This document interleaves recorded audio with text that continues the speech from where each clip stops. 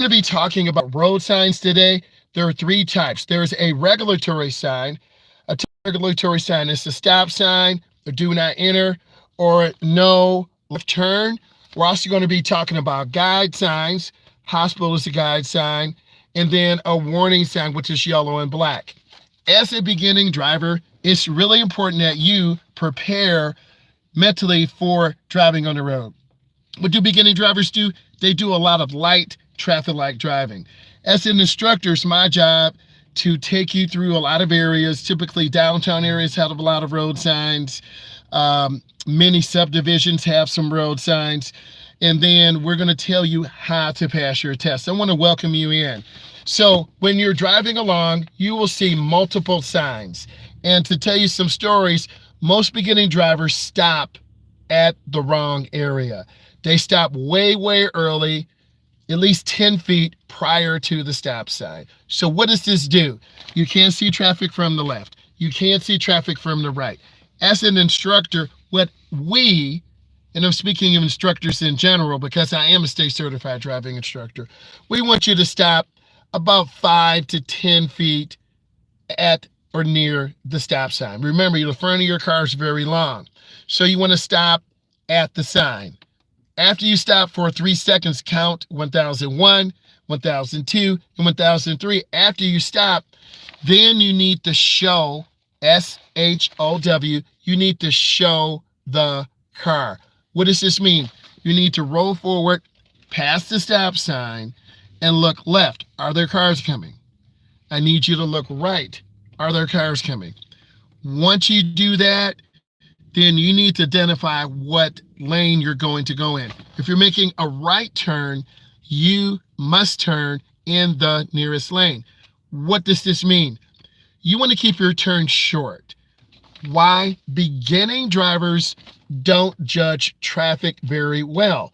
So if you're a beginning driver, less than 10 years of experience, you're going to pull out in front of a truck. You're going to pull out in front of a car. And what's going to happen? You're going to scare your mom and dad, and heaven forbid, you're going to scare your road tester. So that's one of the first tips I would recommend for the stop sign. Next, let's talk about warning signs. All of you have been going through a driver's education program, whether private or through a public school. I've done both. Warning signs warn you of a hazardous situation. Let's talk about school zones. 2 to 5 p.m. is the most dangerous time. Many of you who are watching this, you're of school age. Some of you are in your 40s and 50s and you love my content and you like what I'm talking about. Great. Let's talk about this for a second. Little kids, your little sister, your little brother, middle school age, elementary age. This zone is their safe area. You as a beginner, you're trying to get home before mom and dad come home. Maybe you got your friends over. Wink, wink.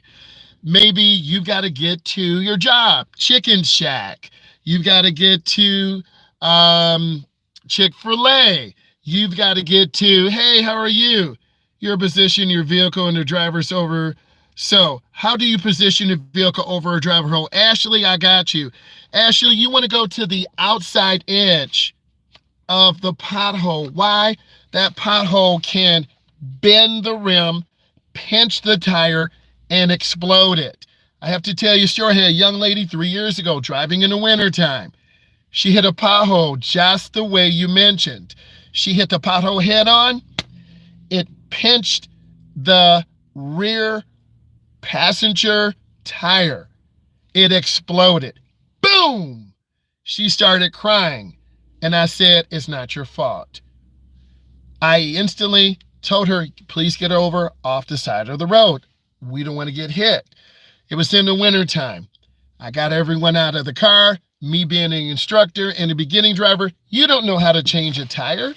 In that case, you need to have your four-way flashers on. So what I did, Ashley, we got over, it was right by Burger King. I will never forget it. It was about 25 degrees. My hands were freezing. We had one of those scissor jacks that goes up and down.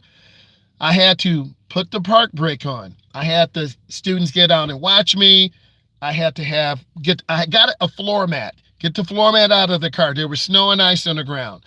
I cleaned that area off because I didn't want the car to roll over me or the students. We put the park brake on. We shut everything off. Then I got the scissor jack out. I pulled the mat back in the trunk. Thank God we had a spare. And then I looked underneath where there was a pinched area to put that scissor jack. And as I cranked the scissor jack up, it started to go up to raise the car up. And oh, by the way, those scissor jacks are basically a one-time use. So jacked up the car, I used the lug wrench, and it was an L-shaped lug wrench. What I want all of you to do, go to an auto parts store, go to Harbor Freight. I don't care where you go. Get a 4-in-1 lug wrench. You have more leverage and you're able to turn that lug nut. Lucky for us, those lug nuts were not rusted. I was able to change the tire, get the spare on, screw it back on hand tight, and then use that L-shaped lug wrench that is not really easy to use. And if you're not strong enough, you can put that lug nut wrench on and use your leg to get leverage. So we changed the tire. I called corporate. They said, go to a tire place right now. And we went to a tire place. They had an account. They changed the tire. It took about a half an hour. You need to know how to change a tire because it's really important that you understand that some cases you can't avoid that pothole. Okay, so you got to be able to know about that. That's a great question. Give it a thumbs up. Next, we're talking about these warning signs. Kids play in this area. The police are sitting there. You're a teen. You're trying to get home, right? You're trying to get to work. You're trying to beat 100 seniors out of there. You're trying to beat your driving instructor out of there. What I need you to do is be extra safe. Be extra. Wait until 5 minutes after the bell, 10 minutes after bell, because you can't get out anyway because it's gridlock. What is gridlock? You got all the seniors trying to get out. You got all the juniors trying to get out. You got that first year teacher who's trying to get the heck out of there because what? They have terrible classroom management. And they're so depressed because beginning teachers don't know how to manage their class. And beginning instructors don't know how to manage beginning drivers. These stories I'm telling you will give you value. Have a lug wrench in your car. Have some gloves in your car. Learn how to change a tire. Ashley, great question. It's important. Now, let's talk about this do not enter. This is a regulatory sign. If you see this, you're going the wrong way. Had a friend in high school. I'm not going to say his name, but he got a ticket. And I said, bruh, how did you get a ticket? I don't know. I got turned around. Downtown Detroit, Michigan. Downtown Houston, Texas. Downtown Los Angeles, California. Downtown Belo Horizonte, Brazil. We know what we're talking about. You're going to see these signs. And if you see it, stop. Turn around immediately. Do not continue to go. Also, in our location in the Midwest, I'm not hating on Tesla. I'm simply telling what happened. There was a head-on collision. Someone went the wrong way on the ramp, and they hit a larger vehicle head-on. 2 people were in the Tesla, caught on fire. The other car was a Buick, bigger car, head-on. Head-on collisions are the most dangerous. If you're not sure, you better be looking at signs. This is here for a reason. Let's talk about this next sign. This means left lane ends. You're driving along, beginning driver. In your opinion, which is a good jack to use? I would go to Harbor Freight. I don't care. Auto parts store. I don't care. Get a jack. Some are half-ton jacks, 1-ton jacks, $35, $25, $45. The more you pay, the higher quality the jack. I would get a 1-ton jack. There's some small jacks that are about this big. Nice long handle. It's strong enough to jack up the car. You don't have to crawl under. because that jack could fail and you can get your leg smashed. So $25, $15.99. Remember, we're not mechanics. We're not trying to pull the rim off, change the brakes. We're just trying to get that tire, get that car jacked up to loosen those lug nuts. So I would spend the money and get a good jack so you don't have to worry about it, because those scissor jacks, they're very cheap and they're only based on using them one time. Okay? Google it. AutoZone, Harbor Freight. Get a good jack so you can have peace of mind, and get some gloves and learn how to change that tire. It's going to happen. You're going to have a flat. I'm sitting now waiting for some chicken, right? I could have a flat tire right now. I've got to get out, put the car in park, jack it. I'm in the Midwest. Where are you from? We're talking about flat tires and preparing. Oh, you're good. Thank you. Thank you. Ash, give it a thumbs up. Subscribe, because we're going to go deep into signs, how to pass your test. And we're talking about automotive things. You need to have a pair of gloves. You need to have a blanket. You need to have some flares. For about $50 to $100, get some basic hand tools, right? And then you're good. If your car breaks down, at least you are prepared. Have your phone charged up, right? Next, this is a warning sign. A lot of beginners go too fast on roads. You're welcome, Ashley. Means a lot. A lot of beginners go too fast on roads. You're going to end up going off the road. Get a tow rope also. I have a story to tell you. You have 3 football players driving in the wintertime, about juniors in high school. We're driving a Honda, okay? Very reliable vehicle. Wintertime, curvy road. The kid kept hugging the right. Hugging the right. And I said to him, you're going to keep hugging the right, we're going to go into the ditch. You're going to keep hugging the right, we're going to go into the ditch. What happened? The front 2 wheels caught the lip of the road. I tried to turn the wheel slightly. He overcorrected. We almost swerved into the left lane. I had to turn the wheel back. We went down into the ditch, 7 feet down. Whoa, we were okay, but we got a Honda, front wheel drive. We couldn't get out. Your teacher was not prepared. I'm human. A gentleman in a Jeep had a tow rope. He said, do you need help? I'm like, yes, sir. Please help us. He got his tow rope, about $25 tow rope. It was about a 25 to 30 foot tow rope. Towed it to the back of his vehicle, hooked up to our front, and pulled us out. The young men were crying. I was nervous, but we made it out. Don't hug the right side of the road. That's what you see my eyes. The kid kept hugging the right side of the road, right side of the road. We went down into the ditch. Don't do that. You want to stay within the lines, and I'm going to show you this, okay?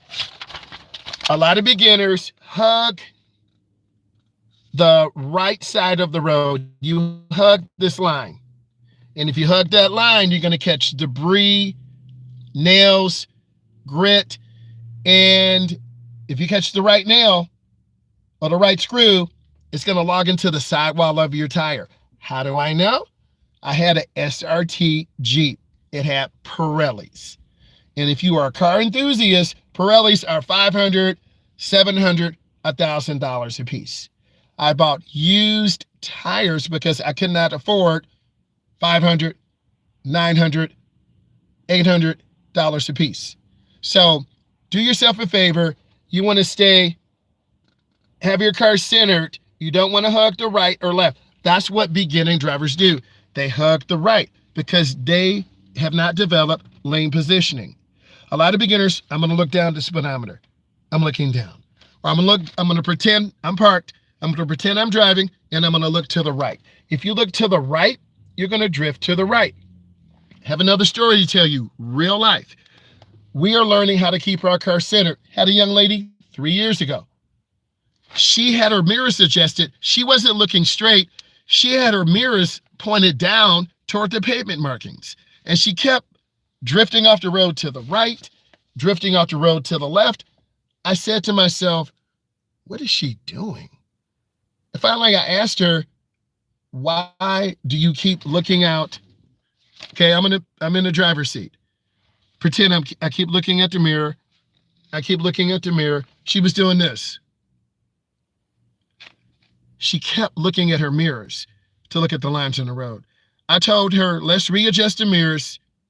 Let's look ahead. As soon as we readjusted the mirrors, she was good.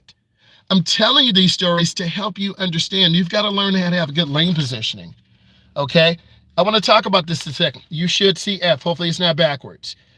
Lane C, if you're going straight, you need to be in lane C. Lane D, going straight. Lane E, you could turn, or lane F. Let's pretend, hopefully it's not backwards. This is C, D, E, F. I sound like I'm giving you your eye test, right? Yes. But you need to be able to turn. A lot of beginners don't know which lane turns right. So you need to make sure you're in the right lane. On your driving test, if you turn in the wrong lane, that is automatic failure because that's a dangerous maneuver. I'm telling you this so you understand that you need to turn into the nearest lane. Let's talk about intersections. I know you can see this. You need to stop behind the stop line. If you go past this line, that is a minus. You will lose a point. And then after the stop line, there's your crosswalk. Intersections are the most dangerous place. Hopefully you're listening to me. You need to give me a thumbs up. Intersections are the most dangerous place because you have pedestrians going across. You have people coming up and making left turns. You have people making right turns. Let's pretend I'm coming up and making a right turn. Turn in the nearest lane. And if there's a stop sign that says stop, no right turn on red, if you blow that, automatic failure.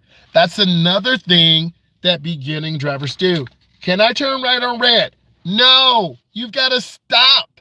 Because if you don't stop, traffic has to green. They're going straight across your face. That is another potential failure area of beginning drivers. I'm giving you the real deal. Hey, let's look at traffic lights for a moment. Red means stop. Yellow, if you can stop safely in 3 seconds, count with me, 1001, 1002, 1003. If you can stop safely in 3 seconds, you need to do that. If you blow past your yellow light, ground for failure on your road test. But I'm just a beginning driver. I'm preparing you for your road test. And you take the time to look at my content. I'm showing you real teaching materials, real test materials, and I'm answering your questions. Yellow means proceed with caution. If you can stop in 3 seconds, do that. A lot of beginner drivers get comfortable running yellow lights. If you get comfortable running yellow lights, you're going to end up getting killed. Story time. I had a young man, he ran his first yellow light. I was like, whoa. His second yellow light. I'm like, Third, I stopped him. I said, young man, you got to get in the back seat because you're putting me in danger. He said, what did I do? You're running yellow lights. Eventually, we're going to get hit from cross traffic. Do you guys understand this? I'll go back to this intersection. Cars run yellow lights. If you get comfortable running yellow lights, you're going to get hit. If your parents run yellow lights, you see your parents run yellow lights. You learn it's okay to run a yellow light. It's not okay. I didn't say slam the brakes. You have to learn through experience. You're going to learn through my videos what to do. So red means stop. Yellow means proceed with caution. How do I know if I'm turning in a single lane or multiple lane? The question is, what lane do you start in? Let's go back and look at this. Great question. This tells you right here. Are you in lane C? Not a turning lane. Are you lane D? And hopefully it's not backwards. Lane D, not a turning lane. Lane E, not a turning lane. Lane F. You need to know what lane you're in from the beginning. You got to look. There are arrows on the ground. There are pavement markings on the ground. You need to look at the signs and the pavement markings. So to answer your question, you need to identify what lane you are in from the beginning. And once you know what lane you're in from the beginning, you're good. I'm going to show you some other information to guide you and to help you. I love the question about turning in the proper lane. Okay, if you're making a multiple turn, if your lane has multiple right turns, if you're in the first lane to the curb, it's the turning lane, stay in that lane. I'm preparing you for the test. Whatever lane you start in, it's the lane you stay in. If you're in the second lane, that's a right turn lane, you stay in that lane. If you're in the third lane and it's a right turn lane, stay in your lane till you complete the turn. Let's talk about this sign. This is a regulatory. You cannot beat the train. You need to look left and right. You need to understand that trains cannot stop. Trains always have the right of way. I'm going to show you another sign that has a lot of confusion. I'm from the United States. We have roundabout signs all over the world. You as a beginning driver need to understand this is a warning sign. You need to yield to traffic already in the roundabout. Yield to traffic that's already there. If you're making a right, I need to see you turn on your right turn signal.